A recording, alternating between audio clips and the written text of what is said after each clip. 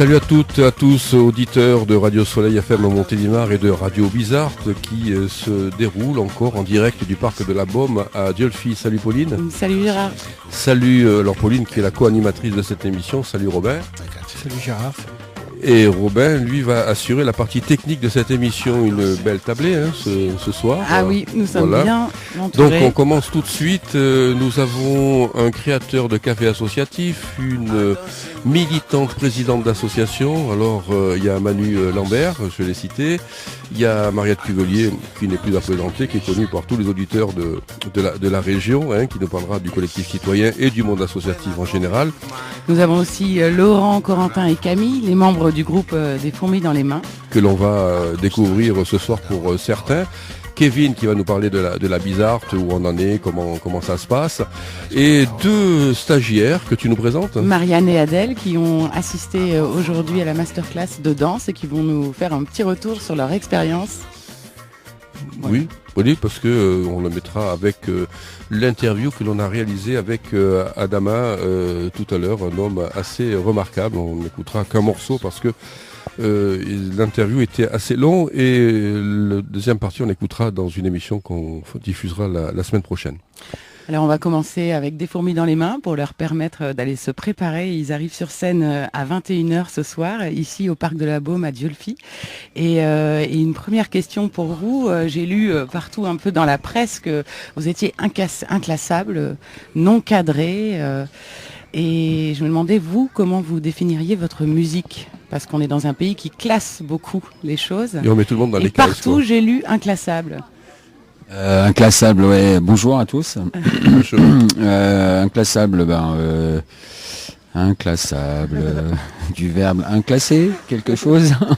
Je sais pas, ouais, les gens disent ça. Enfin, nous, on dit quoi ? Nous, on dit qu'on est de la chanson française, un peu. Une réponse peut-être très simple. Bonjour Camille. On n'a jamais cherché à faire aucun style. On n'a jamais cherché à reproduire un style. On s'est jamais dit on va faire. Enfin, moi je suis pas à l'origine du projet. C'est Laurent, le fondateur des Fourmis. Mais je crois que tu n'as jamais cherché à te dire que tu voulais faire de la chanson. Et il me semble que la démarche initiale, c'était d'avoir du texte pour pouvoir jouer avec des gens qui l'aimaient. C'est beau quand même. Non, c'est vrai Camille, j'ai jamais cherché à faire de la chanson française. Non mais après, en fait, ça part du texte. Ça part du texte que vous écrivez, Laurent. Ouais, qu'on écrit, voilà. Ouais. Ensemble Non, que moi j'écris, puis après, faut trouver des musiciens, et après, eux sont des musiciens aussi inclassables. Enfin, ils sont des influences, on a tous plein d'influences diverses et variées.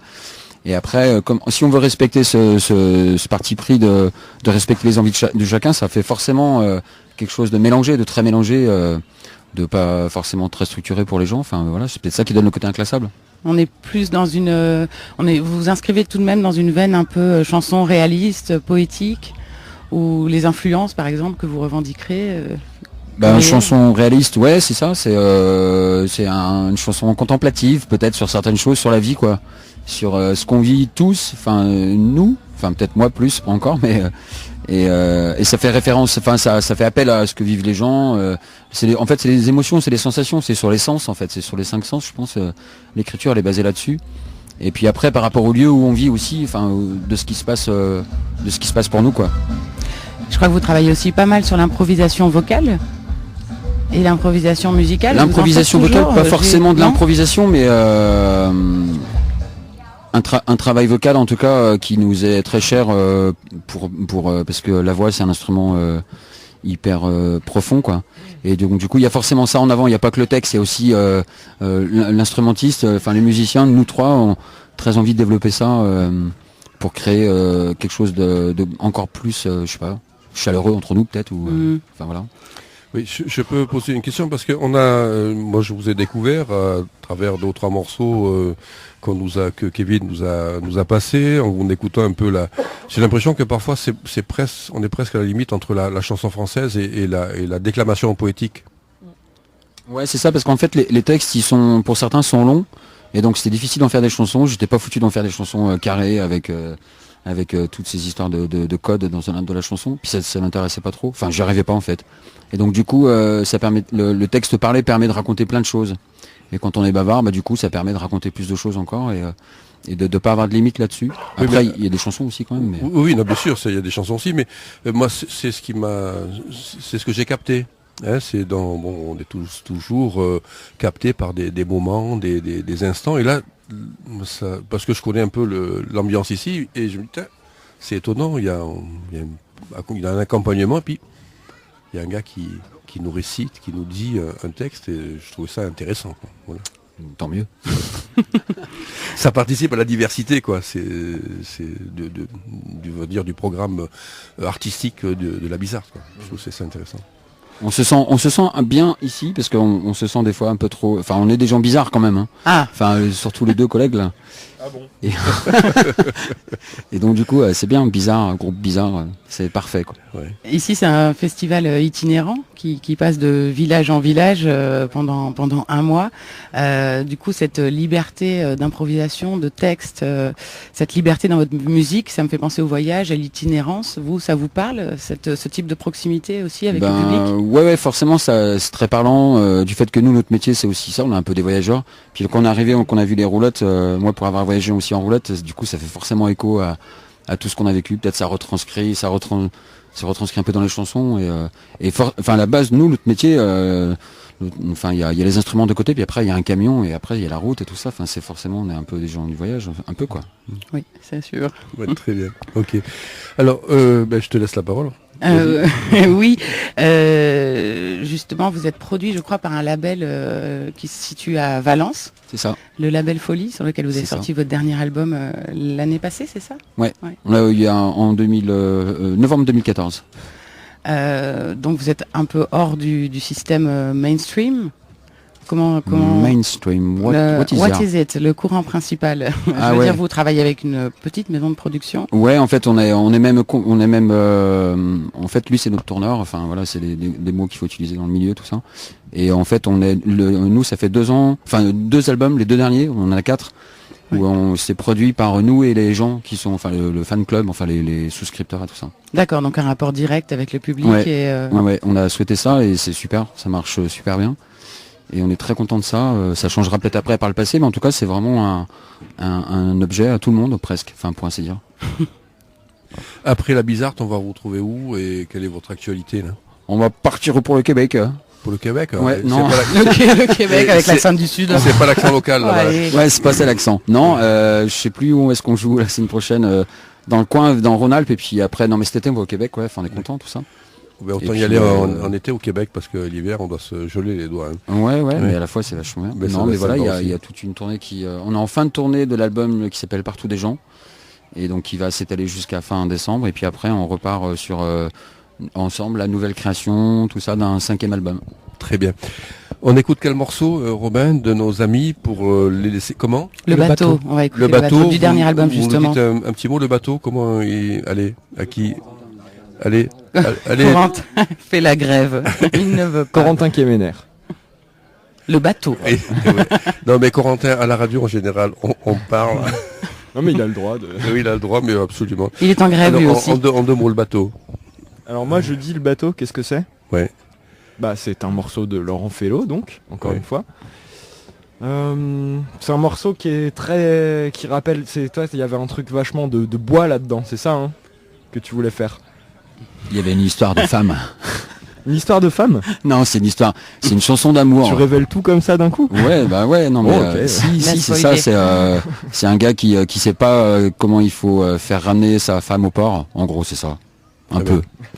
Merci, puis on vous retrouve bien entendu sur le site du Parc de la Baume dans le cadre de cette itinérance des chemins de l'Oasis 2016. Et en concert à 21h. Et il sera en concert à 21h. On a le temps de venir à Dieulfi.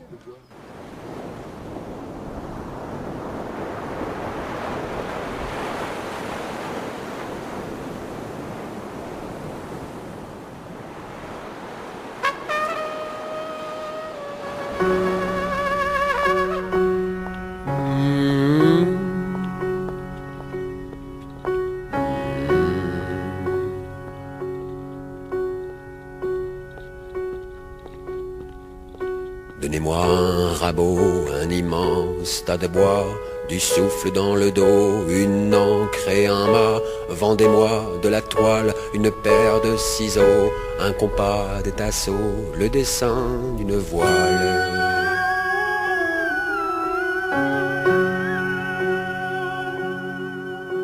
Donnez-moi des mains plus agiles, moins fragiles, un corps moins frileux pour défaire les nœuds. Donnez-moi le courage de coller les morceaux, rentrer dans l'orage et sortir des eaux.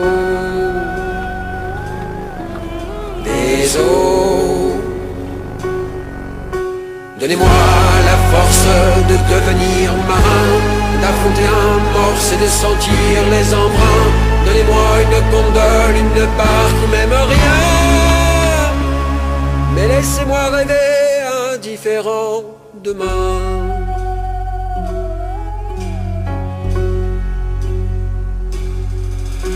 Donnez-moi un bateau qui ne serait que le mien, du soleil sur le pont et un lit à baldaquin.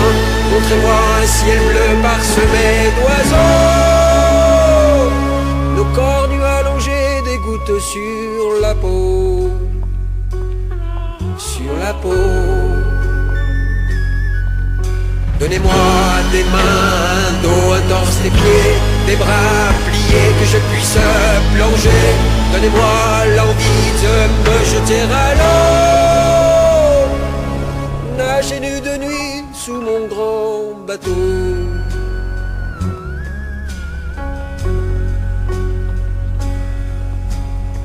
Tendez-moi votre main accrochée à mon poignet, s'il vous plaît, voyez donc comme je coulais. Remontez-moi sur le pont, mais laissez-moi en paix. Je n'ai que l'envie de prendre mon bateau, faire le tour du monde à travers les eaux.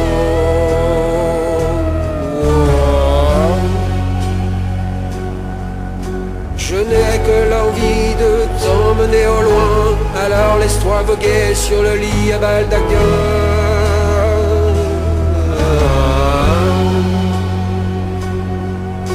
Donnez-moi une flaque d'eau et déjà ce sera bien.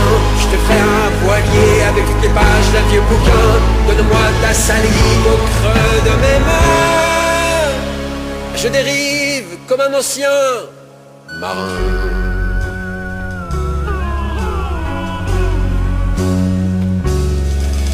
Donne-moi juste un peu du souffle de tes lèvres. Fais-moi chavirer que jamais je me relève. Donne-moi une gondole, une barque ou même rien, mais fais-moi rêver indifférent demain. Alors, nous reviendrons au port comme des conquérants, et nous dirons aux gens que nous ne sommes plus des amants, que nous sommes des mariés revenus des grandes marées, et que le lit à baldaquin usera nos reins.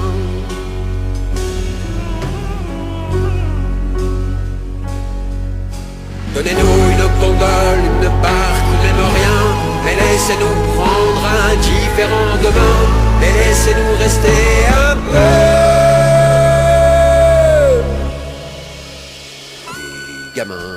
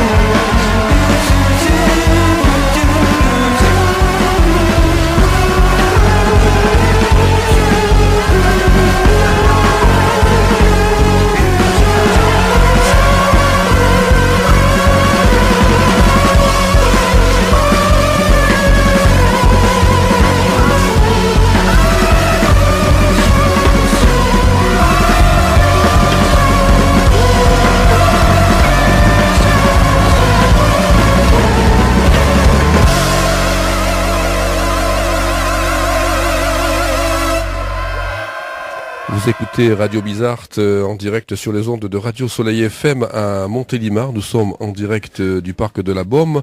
Pour les chemins de l'Oasis, nous avons pris l'habitude de faire un petit point avec Kevin.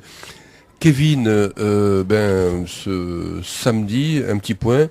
Météo clémente, on peut venir, n'hésitez pas à venir. On n'a pas arrêté de regarder la météo de toute la journée, toutes les demi-heures. Il y a un point météo dans l'équipe Bizarre et tout le monde se connecte sur les sites. Oui, ça c'est officiellement toutes les demi-heures. Mais sinon, j'en connais qui vont toutes les 5 minutes. Hein. Bon, ouais, bien sûr. Donc du coup, tout va bien. Il n'y aura pas de pluie ce soir. Bien, pas de problème, tout est prévu. Donc l'ambiance Bizarre, on va dire. Au beau fixe, on a une super équipe cette année, c'est reparti sur les chapeaux de roue. Voilà, on est content là, on va aller jusqu'en juillet sur les chemins de l'Oasis et à terme des chemins, on accueillera des super groupes cette année. On est très content d'avoir une programmation comme ça. C'est la deuxième journée, c'est un programme. Voilà, sur les chemins, oui, c'est aujourd'hui on va accueillir Adama Dramé, qui est un grand maître percussionniste. On va écouter tout à l'heure. Très content. Voilà, entre autres, des fourmis dans les mains qu'on a entendu juste avant et plein d'autres choses sur site à découvrir. Et Catouche aussi à 20h qu'on a entendu hier, qu'on a interviewé hier qui sera soir. Justement ici sur notre plateau. Une chanteuse folk. Voilà. Et alors, on a oublié de dire que pendant qu'on réalisait cette émission, il y a une animation assez étonnante, c'est que il y a un duo musical dans un minibus, qui est là-bas, dans le noir. C'est Chan Chan. Tu nous en dis 2 mots? Oui, on a fait un petit partenariat avec Jazz Action Valence. C'est un groupe issu de Jazz Action Valence, du coup, qui est un duo musical féminin. Il est multi-instrumentiste. Elles jouent dans le noir. Elles sont peinturlurées en fluo. En fluo. Il y a une lumière noire et du coup, c'est un voyage en fait avec elle. Oui, mais alors c'est un spectacle, on peut être que 2, 3, 4 maximum quoi. Je sais pas, j'y suis pas allé du coup, parce que je suis avec vous. Ouais. Mais alors le camion vu d'ici. Oui, au 4. Pas si grand que ça. 4 personnes. D'accord. Ah oui, un spectacle pour 4 personnes. 4 c'est personnes luxueux. à la fois, c'est luxueux. Ouais. Voilà. Pour les privilégiés. Bon, ok. Merci Kevin pour ce petit point. On se retrouvera avec toi vendredi prochain à la Paillette Monjou. Mariette, bonjour, bonsoir. Bonjour à tous. Alors, Mariette Cuvelier, présidente du collectif citoyen et citoyenne impliquée dans la vie associative dielfitoise. Le collectif citoyen, c'est plusieurs activités, mais c'est surtout une manifestation en octobre. C'est les rencontres citoyennes. C'est-à-dire que nous, on a plusieurs orientations. Enfin, nous nous sommes créés d'abord en 2002, il faut le dire clairement, parce que nous voulions lutter contre le racisme, contre la xénophobie qui est en train de détruire notre pays. Donc, nous avons une orientation très précise. Et nous avons développé peu à peu des actions solidaires, notamment aider les gens qui n'ont même plus les moyens de se payer Internet alors que tout doit passer par Internet. Donc vous avez créé un espace public. Nous avons donc créé Internet. un espace public, nous avons créé des ateliers au HLM parce que nous pensons, comme le dit notre ami Mandela, que la culture est la seule alternative à la violence. Alors nous avons créé des ateliers d'art plastique, nous avons fait un film d'animation, voilà. Nous avons toute une palette d'actions solidaires à côté de nos réflexions citoyennes et en octobre, tout ça se termine par les rencontres citoyennes. On va dire que c'est une compilation de tout ce qui s'est fait, pratiquement de la réflexion, puisqu'il y a plein d'ateliers pour les enfants, pour les grands, les petits, et tout le monde. Et toute l'année, nous essayons de faire des petits moments de rencontre qui nous permettent de préparer ces rencontres finales d'octobre, qui auront pour thème cette année « Dans quel monde voulons-nous vivre ?» Et ce sera du 4 au 9 octobre. Très bien. En dehors de ça, j'ai quand même... Je t'ai coupé la parole. Non, pas de problème. Je veux dire que tu as quand même plusieurs casquettes. J'ai une autre casquette qui était celle du Conseil local de développement. Et je voudrais quand même en parler sommairement. Je suis bavarde, je sais. Parce que c'était quand même une très belle initiative. Est-ce que tu peux nous expliquer ce que c'est pour les gens qui sont pas... Je vais vous expliquer ce que c'est. C'est-à-dire que la région Rhône-Alpes avait mis en place des conseils citoyens. Ce qui est quand même... étonnant, on voit bien que le monde politique aujourd'hui est de plus en plus loin des citoyens, eh bien eux, ils avaient eu le culot de mettre en place sur tous les territoires des conseils citoyens. Mais qui était dans la démarche de la démocratie participative. C'était une démarche de démocratie participative et nous avions un rôle très particulier, il fallait gérer les financements qui étaient mis à disposition des territoires. Donc à la fois nous avions un rôle de réflexion sur le territoire, On a écrit ensemble, d'ailleurs Gérard était présent, une charte de territoire. Et puis, au lieu de distribuer les financements publics à la tête du client, comme ça se fait beaucoup en France, eh bien ça se faisait sur des critères. C'est-à-dire qu'on essayait de soutenir là la culture, là l'agriculture biologique, là les circuits courts, et on soutenait énormément le milieu associatif. Mais pourquoi tu parles au passé? Alors je parle au passé parce que lorsque M. Wauquiez est arrivé, il a fait ce que font beaucoup de politiques, un grand coup de pied dans tout ce qui a été construit. C'est-à-dire qu'il a supprimé la stratégie participative, déjà c'est pas en son honneur, il a supprimé le budget de fonctionnement à toutes ces associations, et aujourd'hui quand même, on voit bien la richesse des associations, on voit bien ce qui se passe pendant un mois sur le territoire, notre territoire avec la Bizarte, c'est magnifique. D'ailleurs, je crois que la Bizarte a perdu, justement. Donc la Bizarte a perdu, nous aussi, nous avons tous perdu, puisque la région dit, moi, le fonctionnement des associations, je m'en fous, je ne finance plus. Et ça, c'est grave, parce que ça veut dire que, d'une part, il n'y a pas de respect du travail qui a été fait pendant des années. On peut avoir des orientations politiques différentes. Oui, ce que je voudrais revenir, c'est que il faut préciser que c'était un travail qui a été fait avec le monde associatif, le monde politique. Et tout le monde politique dans la diversité. C'est-à-dire que lorsque il s'agissait de distribuer 6 millions d'euros, eh bien, tous les élus, tous les citoyens étaient autour de la même table et nous faisions vraiment un vrai travail de concertation, un travail participatif magnifique. Et arrive une équipe. Les gens l'ont choisi, c'est leur choix, hein, c'est la démocratie. Mais ce qu'on demande, nous, c'est qu'on respecte le travail mis en place. Oui, mais je voudrais quand même revenir, Mariette, sur avant l'élection de M. Wauquiez, ça allait pas très bien aussi les 2 dernières années avec Jean-Jacques Herrane, parce qu'il y avait le robinet des subventions avait été... Non, le robinet commençait à se serrer parce que on est quand même dans une stratégie dans notre pays où il y a des millions, on donne 41 milliards au grand patronat et on serre le robinet des communes, on serre le robinet des régions, on serre le robinet des territoires et nous qui sommes en bas de la chaîne, eh ben c'est nous qui payons la note. D'accord. Voilà. Bon, alors quel conseil tu donnerais à Manu Lambert qui vient de créer un café associatif, c'est-à-dire qu'il a du courage quand même? Alors d'abord, je trouve que c'est super. Manu, c'est d'abord quelqu'un qui est courageux. Il se lève tôt le matin pour restaurer son lieu, comme nous avons fait avant lui. Nous avons restauré un lieu. Ça peut être un critère, oui, de se lever tôt le matin. Se lever tôt le matin. Et puis tous ces jeunes. Alors moi, je voudrais faire un éloge des jeunes. Actuellement, on entend toujours dire. Oh, les jeunes, ils veulent rien foutre. D'abord, c'est pas qu'ils veulent rien foutre, il n'y a pas de boulot. Mais en dehors de ça, il y a plein de jeunes qui créent autour de nous. Et moi, je pense que nos territoires ont une forte résilience parce que les jeunes sont là. Parce qu'ils créent des cafés associatifs, parce qu'ils créent la Bizarte, parce qu'ils créent des radios locales. Notre résilience, parce qu'ils créent des circuits courts, parce qu'il y a des jardins solidaires. Nous sommes en train de créer des jardins solidaires avec les jeunes de Diulfi. D'ailleurs, si vous voulez des bacs en bois, nous en avons plein. Alors venez au collectif citoyen. Bon, on revient sur les jeunes. Eh bien voilà, Manu fait partie de ces gens qui vont créer une résilience des territoires dans le domaine de la culture. Il ouvre son lieu, il accueille à la fois le débat, la culture, les moments de convivialité. Moi, je salue ce travail et je dis, Manu, chapeau, bienvenue, réussis ton parcours. Alors, Manu, j'espère que Mariette ne vous a pas découragé. Alors, ce café associatif, il est né... Non, justement, parce qu'on va dire qu'il n'y a plus de subventions, tout ça, c'est compliqué, tout ça. Bon, alors, ça, il va être où? Pourquoi cette idée? Et comment ça va se passer? Alors, bonjour.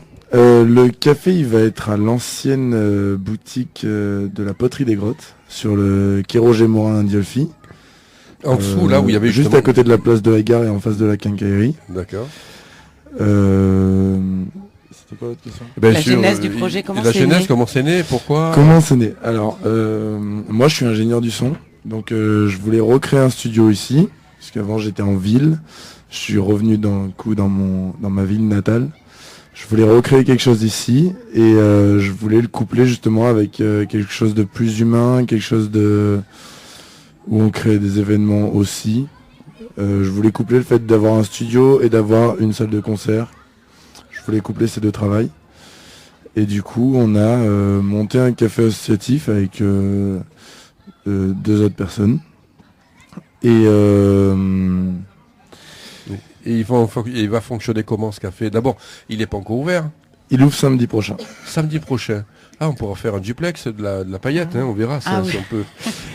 Samedi on fera prochain, la premier paillette, concert on à fera- Mindar, parce qu'on n'a pas dit son nom. Encore. D'accord. Comment ça va s'appeler, tu dis? Mindar. Mindar, oui, d'accord. Moi, j'aurais dit grotte d'art, parce que c'est dans la grotte où on allait avant, parce que je me souviens, Mindar, Mindor. j'ai des souvenirs d'adolescence où on allait là-bas au fond de sa grotte, de la grotte où il y a une source pouvez qui toujours coule y au bout aller. là-bas. Il y a toujours là-bas, d'accord. Mais je viendrai. Ouais. Ok. Alors, Mindar, ça va être ouvert tout le temps. Ce sera ouvert 3 jours par semaine, le mercredi, le vendredi et le samedi soir. En fait, c'est plus les soirs que les journées. Le mercredi soir, on fait des soirées jeux. Le vendredi soir, on fait des soirées bœuf impro où les gens peuvent venir jouer de la musique ensemble. Et les samedis soirs, il y aura des événements qui peuvent être musique, théâtre, danse, tout type de spectacle. Très bien. Ok. Et oui. Et une programmation qui se fera à l'année, c'est-à-dire Qui vous se allez faire fera ça à toute l'année, oui. Non, c'est important de le Oui, préciser. on ne découvre pas au voilà. dernier moment, c'est-à-dire qu'il y a une programmation. Non, mais d'accord. surtout, il y a des spectacles qui vont se passer toutes les semaines à Diolfi pendant l'hiver. Il n'y en a pas tant que ça. Il n'y en a pas tant que ça l'hiver. Il y en a beaucoup Non. l'été, mais pas tant que ça Et l'hiver. quel type de programmation vous êtes parti sur quel type de programmation, par exemple en termes musicaux parce qu'on est...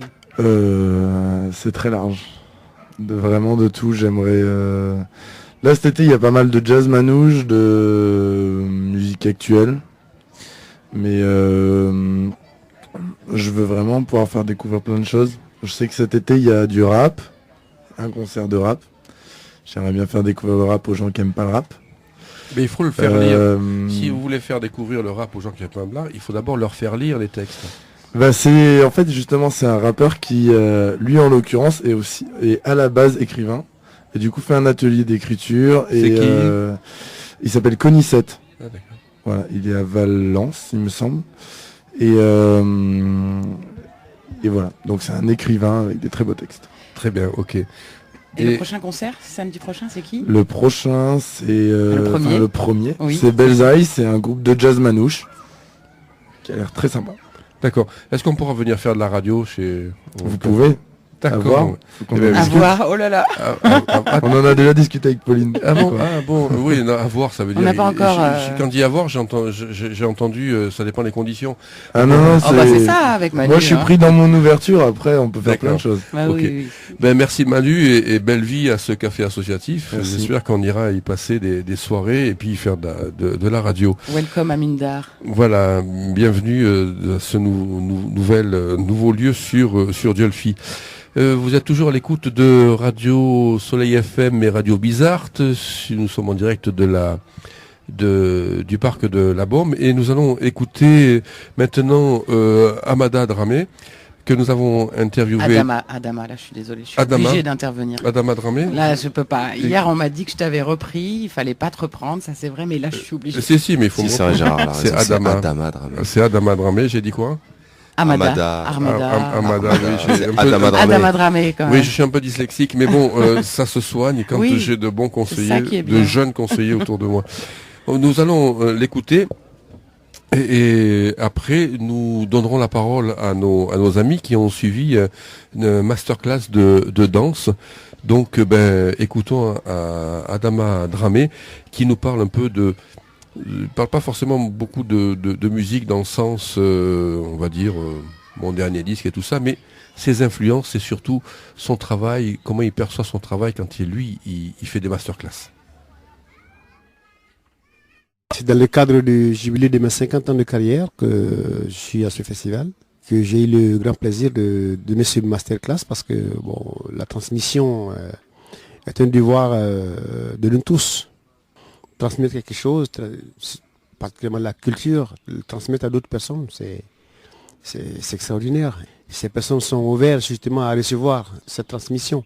Vous savez, on dit chaque fois que la musique, que la danse et la musique est dans le sang des Africains, mais c'est complètement faux. La musique n'a jamais été dans le sang de qui que ce soit. La danse, elle est universelle, la musique, elle est universelle. Il faut aller vers une culture qu'on ne connaît pas. Voilà pourquoi on voyage. Et donc pour moi, je trouve que c'est un partage. Moi, j'apprends beaucoup de choses aussi à travers les élèves. Vous vous nourrissez de... Absolument. Alors, vous parlez des élèves qui parfois sont techniquement sont loin de votre maîtrise. Absolument, ouais. C'est ça justement l'intérêt du partage, d'apprendre. Parce que en faisant passer un message par la culture musicale, on apprend aussi quelque chose de ces gens-là, de ces personnes qui sont en face. Moi je ne regarde pas les couleurs quand je fais mon travail. Ouais. Je fais mon travail, qui est devant, franchement, qu'est-ce qu'il fait, c'est ça qui m'intéresse. Du moins que eux, ils font un effort pour venir vers moi. Alors, c'est avant tout mon devoir d'aller vers eux, puis voilà, partager. C'est l'échange, quoi. C'est un échange, c'est tout. Est-ce que vous vous nourrissez dans vos spectacles justement de ces échanges-là, où vous êtes fixé dans la transmission de votre héritage culturel? Absolument. Non, moi je suis en parfaite communion avec mon public, hein. Que ce soit en Europe ou en Afrique ou ailleurs dans le monde. Moi je suis en parfaite harmonie avec mon public, et c'est ça qui est important. Moi, je suis créateur. J'ai eu le privilège de travailler avec beaucoup de créateurs dans le monde entier, particulièrement en France. On a cité que Bernard Lubat, les personnes de Strasbourg, Marc Vella, François Rollin. Oui, j'ai travaillé avec pas mal de créateurs aussi. Et c'est incroyable. Vous êtes vous aussi devenu créateur, pas uniquement moi, transmetteur. J'étais déjà. J'ai appris l'instrument avec mon père. Donc ces différents voyages-là m'ont permis aussi de savoir qu'on n'est jamais au bout de la musique. En fait, c'est ça qui est extraordinaire. Oui, jusqu'au bout de la vie, on sera absolument, dans la musique. Hein. Absolument. Alors, vous dites 50 ans de carrière, vous commencez quand alors? À quel âge? À 12 ans. 12 ans. Ouais, j'en ai 62. Parce que mon père a été un très bon musicien. Hein. Je suis griot, hein. Je suis dans une famille de griots. C'est le transmetteur de la tradition orale et aussi des musiciens. Non, j'ai grandi dans cette ambiance... dans cette ambiance musicale, dans cette ambiance artistique, et voilà, et ça m'a collé à la peau, quoi. Ouais. Quand vous travaillez avec les percussions de Strasbourg, Lubat et tous ces grands créateurs français et européens, quand vous retournez chez vous, est-ce qu'ils trouvent que votre musique a été enrichie par les influences occidentales, ou ils pensent qu'elle est un peu dénaturée? C'est ce que je dis. Je vous dis, moi je ne demande pas l'avis de... Vous faites votre musique. Moi je fais mon métier. C'est mon métier, je vis de ça. Je le fais, je m'applique pour le faire. D'abord pour me faire plaisir. Hein. Ouais, avant tout, on se fait plaisir. Avant tout. Ouais. Et maintenant, qu'est-ce que les autres, qu'est-ce que le public, qu'est-ce qu'à la fête ou à un festival perçoivent ça? Ça, j'en sais rien. Mais je pense que c'est plutôt bien perçu. Plutôt bien perçu. Voilà, tous mes spectacles sont prêts en Afrique. Hein. Dakan est passé déjà en Côte d'Ivoire, au Massa, au mois de mars. Après, j'ai un spectacle à Bobo. Après, j'ai un spectacle à Ouagadougou. Les gens savent qu'Adama Dramé, quand il fait quelque chose, il le fait au mieux possible. Est-ce que vous êtes musicien du Burkina Faso ou un musicien africain? Je suis burkinabé. Maintenant, mon boulot, elle est universelle. Mon travail est universel. On ne peut pas identifier le djembé à travers un pays. On identifie le djembé à travers un continent. C'est un continent. C'est l'Afrique. Il faut éviter de parler de l'Afrique comme un pays. L'Afrique, c'est un continent. On dit la musique africaine, la danse africaine. Pour moi, ça n'a aucun sens.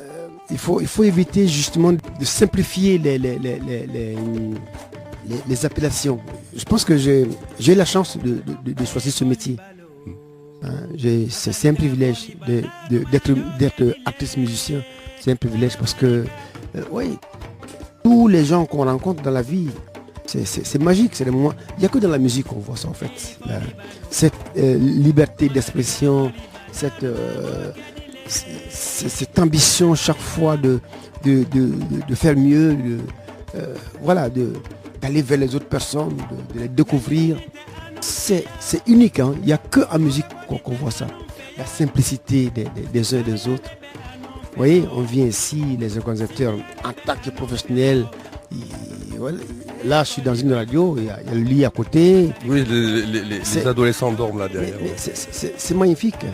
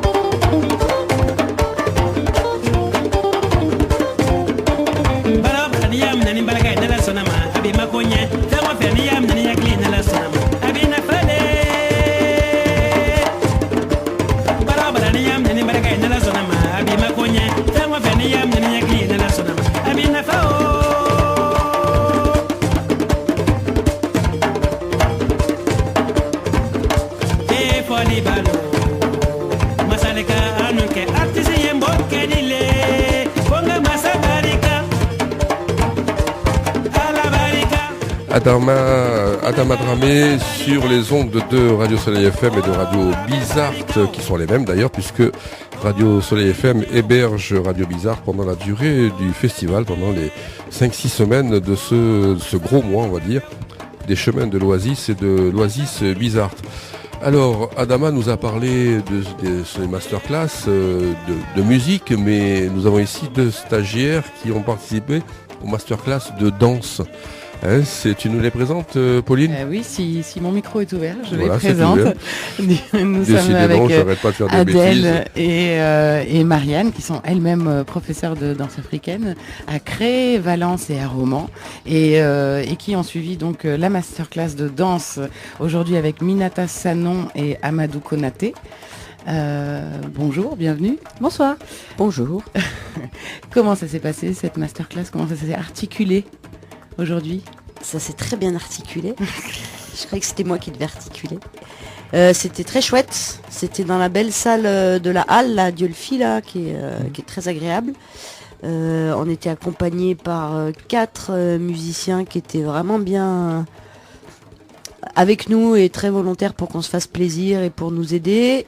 Ce matin, on a dansé donc avec Aminata et je ne connais pas son nom, mais je crois qu'on m'a dit que c'était la femme d'Adama.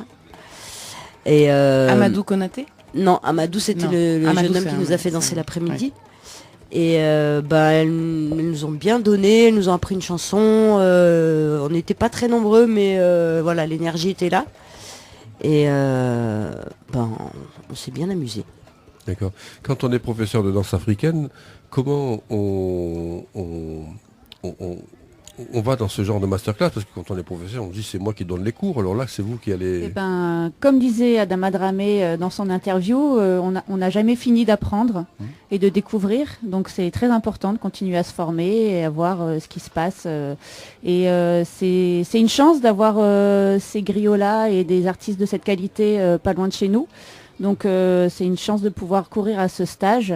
Et j'ai un petit regret, c'est qu'il y avait vraiment pas beaucoup de monde par rapport à leur notoriété.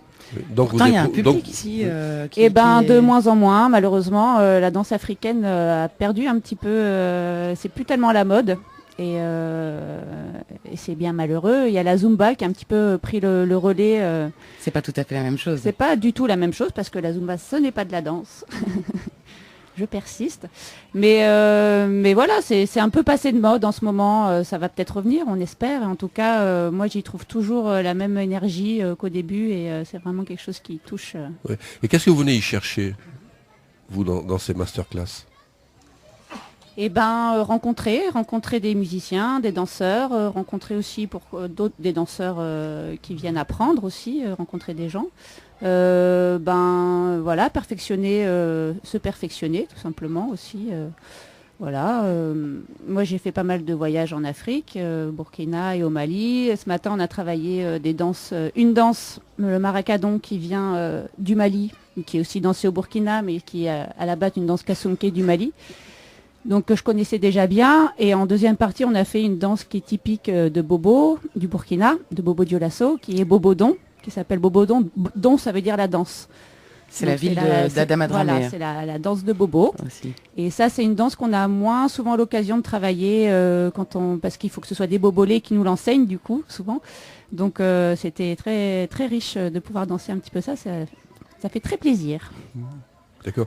Et il n'y a pas de certaines... Vous n'avez pas certaines de vos élèves qui viennent en même temps que vous? Malheureusement, on les avait bien motivés pour qu'elles viennent, mais c'est un peu ce que disait Adèle, on est un peu déçus. Pourquoi vous parlez au féminin, qu'on dit qu'elles viennent parce qu'il y a que des filles?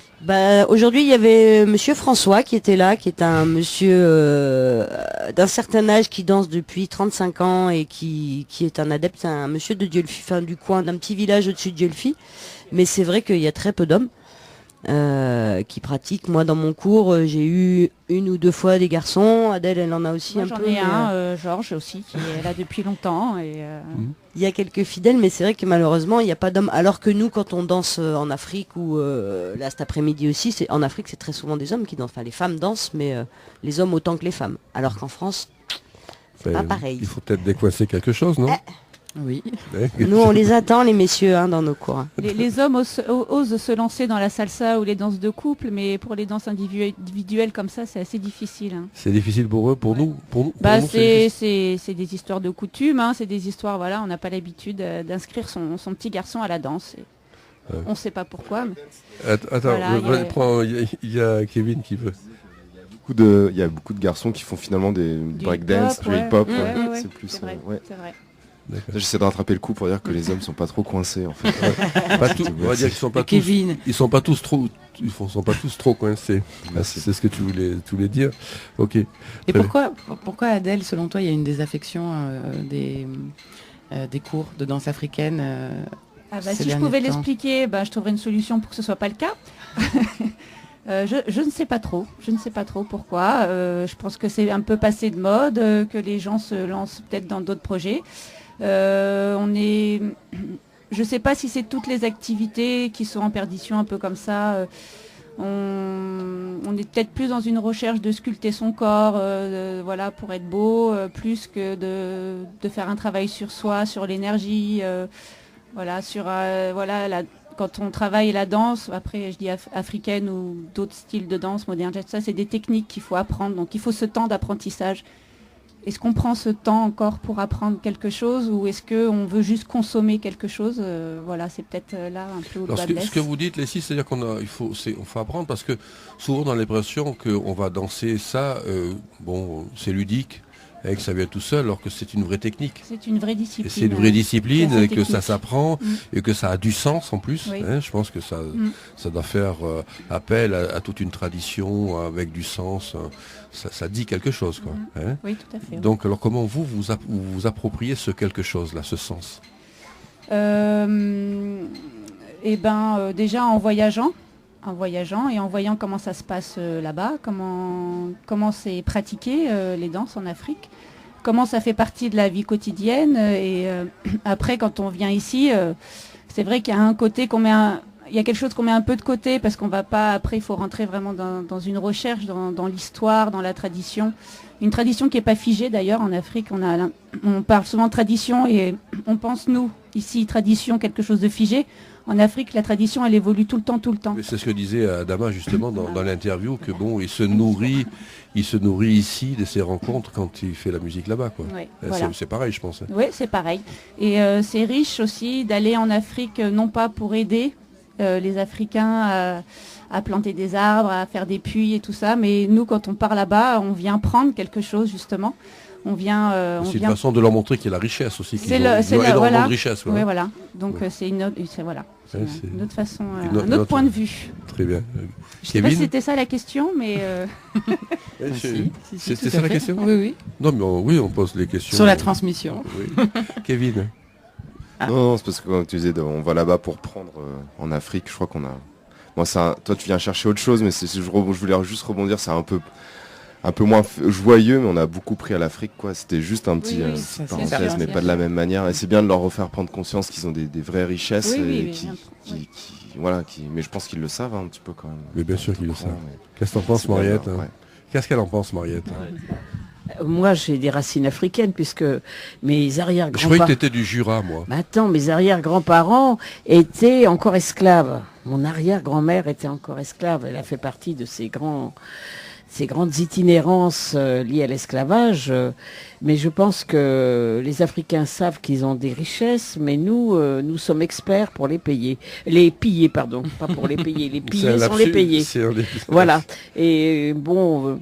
mais l'ennui, c'est que des gens comme nous, moi je fais partie de ces gens qui ne savent plus tellement sur quel pied danser. Quand j'étais petite, je disais, mais je ne peux pas être française, je suis noire.